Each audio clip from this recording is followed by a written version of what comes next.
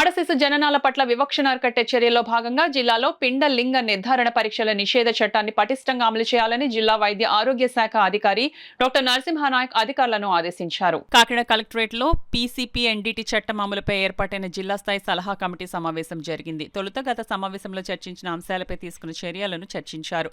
ఈ సందర్భంగా డిఎంఎండ్హెచ్ఓ మాట్లాడుతూ ఆడశిశు జననాల పట్ల వివక్షను అరికట్టేందుకు అధికారులు కృషి చేయాలన్నారు.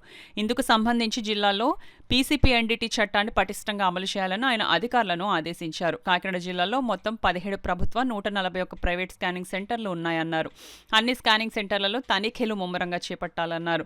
పీసీపీఎన్డీటీ చట్టంలో నిర్దేశించిన నిబంధనలు అన్ని స్కానింగ్ సెంటర్లలో తప్పనిసరిగా పాటించేలా చూడాలని తెలిపారు.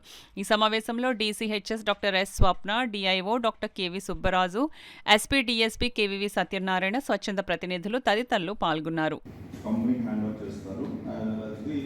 అది సీజీ రిలీజ్ చేసినట్లయితే మనం ఆటోమేటిక్ అది వాళ్ళు రెంటెడ్ బిల్డింగ్ కాబట్టి వాళ్ళని హ్యాండిల్ చేసుకుంటారు. సో దాని గురించి పర్మిషన్ అడుగుతున్నారు.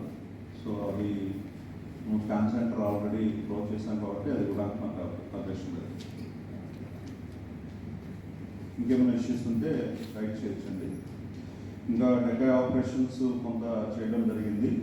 ఈ డెకా ఆపరేషన్స్కి మనకి కేవీ సుబ్బరాజు గారు డిఐఓ కాకినాడ ఇది divisional officer and 2 cases as well as N Prashant divisional supervising officer పెద్దాపురంలో ఒక డెకా ఆపరేషన్స్ చేయడం జరిగింది. ఈ డెకా ఆపరేషన్స్ పేమెంట్ ఇవ్వడం జరుగుతుంది.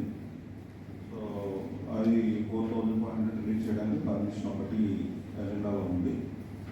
సో ఇంకా మిస్లేనియస్ ఎక్స్పెండిచర్ ప్యాట్రేజ్ కానీ photostat copies, other national girl child day celebrations expenditure refreshment Salipeta girls high school అది 998,000 రూపీస్, అది 2,048 రూపీస్ అప్రూవల్ అవుతా ఉన్నారు మిస్లేనియస్ అమౌంట్.